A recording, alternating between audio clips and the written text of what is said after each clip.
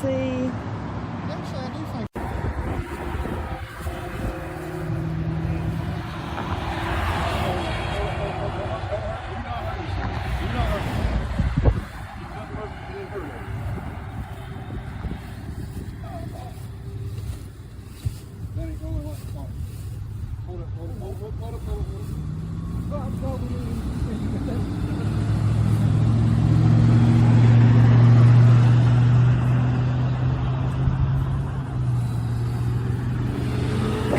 Oh, that's a big thing.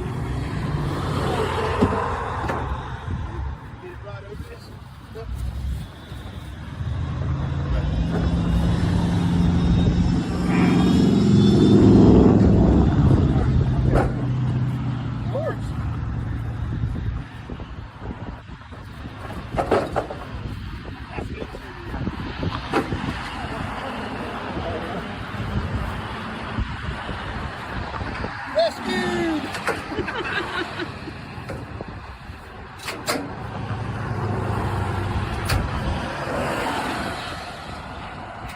Oh, I got it. Thanks.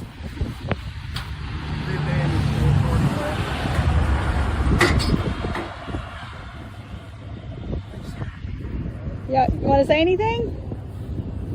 Hey guys, welcome back to Favorite Iron and Customs. I'm Michael. I hope y'all enjoyed that introduction there, that little rescue of the Stump. Over the last few days, I've actually cut, let me zoom in so y'all can see that. I've cut the, and I apologize for the mess guys, once I get this car done, we're going to have some place to put some of this. I actually cut, the tree it was like the trunk of the tree and where it wired out. And I just cut the top portion of it out. And what we're going to do is make a shrinking stump. And I don't have this exactly perfect like I want my chainsaw. I have a little Lowe's or the Cobalt electric 80 volt saw. It does everything I need to do around here, around my property, you know, cut up small limbs and stuff like that. I don't need one of those farm boss saws or anything like that. So, you know, it's just, well, I got to live with what I got. Like I said, it works perfect for me because I don't use the saw that much. I don't have to worry about gas going stale. You know, there's a million reasons. But it just struggled cutting this tree limb here. A matter of fact, I charged the battery 3 times to make 2 cuts. Which is unusual because usually I can run that saw for 45 minutes just cutting small stuff and it'll work me to death. So what I'm going to do, if y'all haven't seen my guitar videos, is I have this piece for shaping the body of the guitar. I'm going to use that to shape the bowl in the shrinking stump and shape the top of it, try to get it a little more level than what it is. This, with the exception of the table saw, this and the table saw, I have the utmost respect for this right here. I believe this right here will hurt you bad. So I'm gonna get started on this. We'll do a little grinding and we'll come back. We're not gonna do anything without power.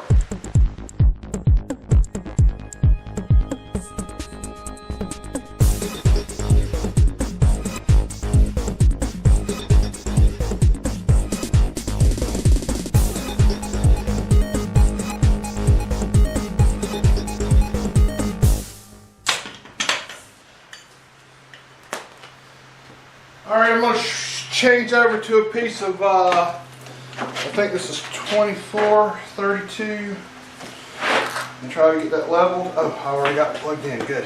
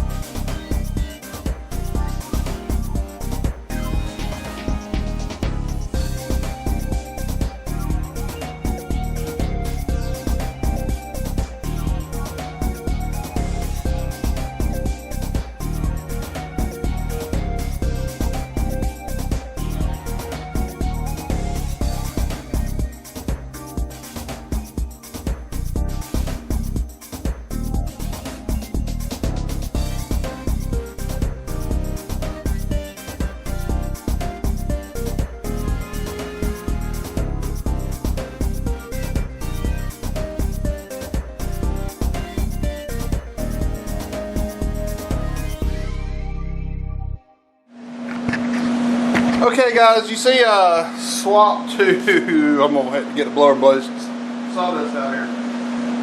I swapped to the chainsaw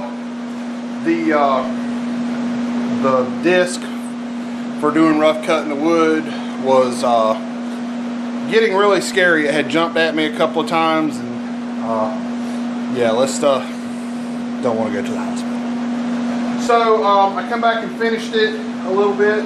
I'm gonna work on it just a little more, try to get some of these rough gouges out of it, and then we'll be back. All right guys, so I'm extraordinarily new to this. I ain't gonna make no promises on how this is gonna turn out, but there's several ways to make a shrinking stump. This is a small dish. You'd want to use it to make smaller corners, like the corner in the Ford that I'm wanting to make. You'd use a small dish like this, and I probably need to work on it a little more. It's still a little, of course, it's not gonna matter because you're either gonna planish all your dings out, or you're going to wheel all your dings out with the wheel. Hang on a minute, I'll be right back. So like I was saying, there's several different ways. If you're going to make a big panel like a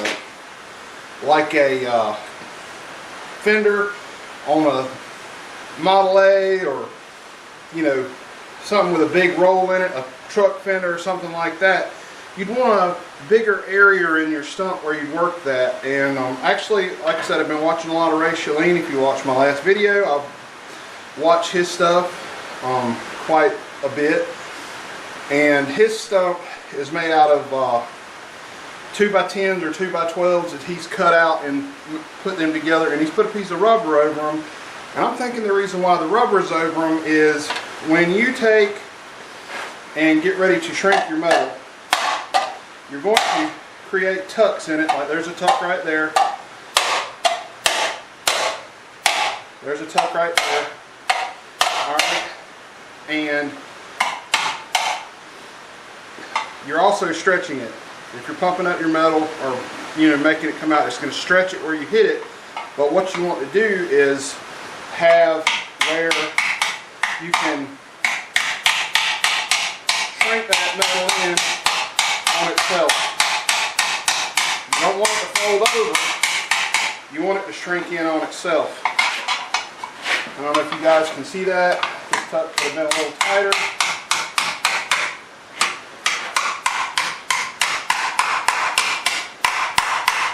But my thought is a piece of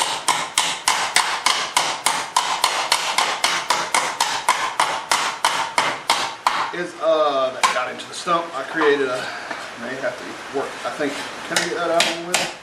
Like I said, it's going to be a learning curve for me to get this figured out. But what you're doing, like I said, you're trying to create this tuck in the metal. And if you've got it over an area that's rounded like that, you can shrink it into itself, just like you use a shrinking stretcher.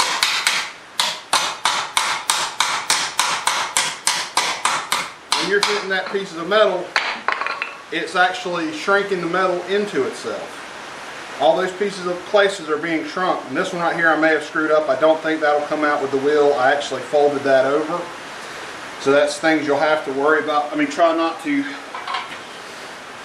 fold those areas over. Of course, now if you look at a lot of old cars, sometimes you see where they have made the fenders and the stampings actually folded the metal. So, as you can see, for this edge to have gotten smaller, it's had to shrink along this edge. And that's the purpose behind a shrinking stump. You create these, or we could use my, hang on. Okay, we could use my tucking fork that I made. And y'all go back and watch that video if y'all have not. And create tucks in the panel. And then you can go right into your stump. And I'm hammering to the point where you can create kind of hard crease and hammer it into itself. And as you can see, with the exception of where I messed up right there, let me see if I can get that area out. Alright guys, I've gone to a medium crown on the wheel. And right now I'm just trying to get all the humps and bumps. I may need to go to a little more of a crown than that. This is a 24 gauge metal. We're going to be working mostly with 18. So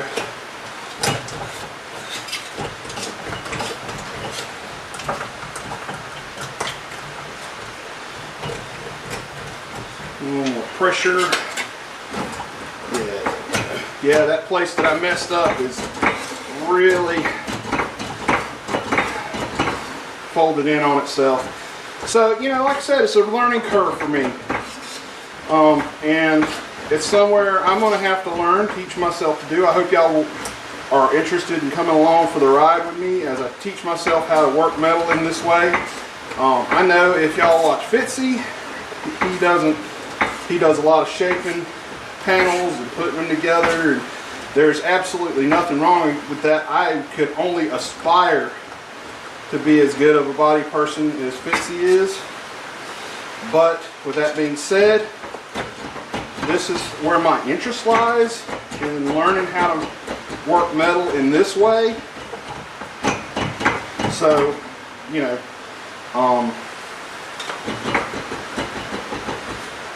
just a little more pressure. Once you get the bumps worked out of your metal that you have shrunk, if you keep wheeling it, you will actually end up stretching it back out. So that's where you need to stop, is once you get your bumps worked out, because once you start rolling a piece of metal, you're stretching it.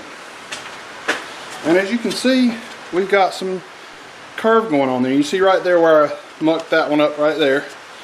So like I said, that's just going to be my learning curve, and I would suggest to everyone that is interested in doing this, is there's going to be a learning curve. I had to move the welders out to get to the wheel, so they're all in the way now, right?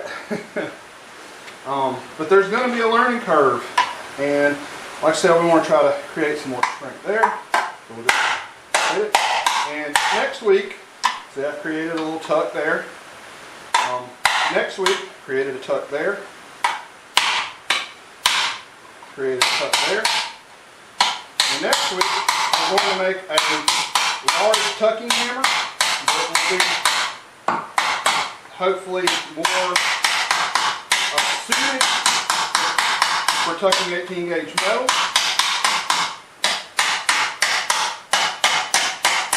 I've already got everything I need to mess with. I think I may decide to put a wooden handle on it. I haven't decided yet exactly, but I may. I think I want to try to strengthen that area again.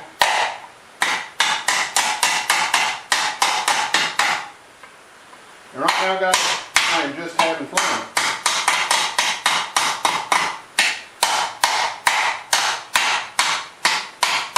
And that may be as much shrink as we can get out of this curve here. It's a little steeper on this side. Yeah, there we go.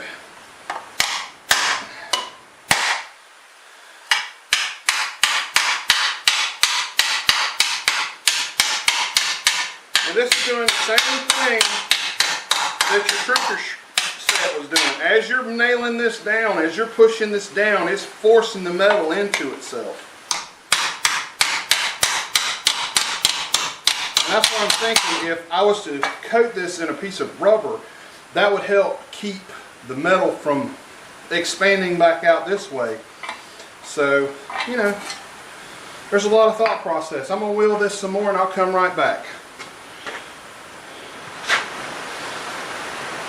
Okay guys, I was having a little bit of fun with the wheel there at the end, but as you can see, if you can see this, if you see these areas where you can see the little striations in it, that's where the metal's been forced into itself. It needs to be worked some more on the wheel to get all of it out. Like I said, this is just me having fun. Actually, I was playing with the wheels, using the different wheels. I used a medium crown to kind of get all the bumps out of it. Then I switched to the next to the highest crown, which I think is an 8-inch, a 6-inch radius to kind of get some of the tracking marks worked out of it. And yeah, I'm tickled with that, guys. I'm really tickled with that. I said this is going to be a learning curve for me. I'm glad y'all are here sticking around. If y'all are sticking around to the end of the video to watch this, you know, leave me a thumbs up, leave a comment down below, let me know if you've got any different ideas. Like I said, this is just my interpretation. I do want to at some point take Ray's class.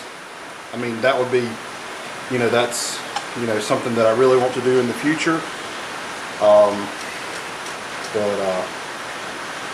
Yeah, come back next week and we're going to make a hammer big enough to do tucks. That's going to have enough mass to it to do tucks and 18 gauge, which is what we're going to use to fix the sheet metal on the car. And probably what I'm going to use going forward to make other cars. I mean, and there's areas where you don't have to use 18 gauge, you can use 20 gauge.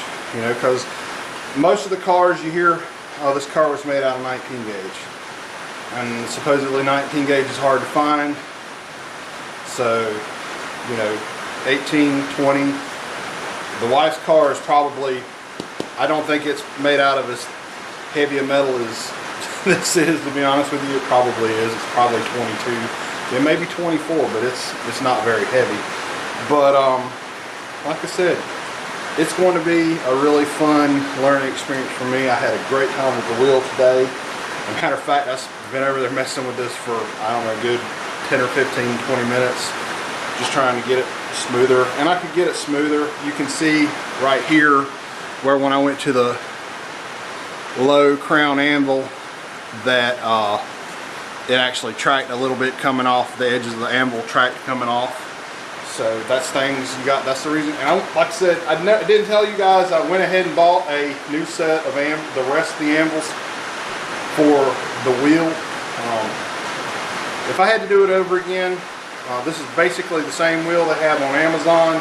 It's just Harbor Freight sells it without the anvils, and by the time you buy the wheel and the anvils, you have spent well over what it would cost you to get the wheel from Amazon. So don't bother with the Harbor Freight wheel. I mean, unless they can start supplying the anvils again, to me it's just not, it wouldn't be worth it to do it over again, and I wouldn't. So I do like the wheel. I do want to make a nicer wheel one day if I mess with this long enough. And you can't ever tell. I may get into something else in the next, you know, 10 or 15 years. You can't ever tell. But like I said, y'all guys come back next week and see that other hammer being built. And until then, have a great weekend. I'll see y'all later.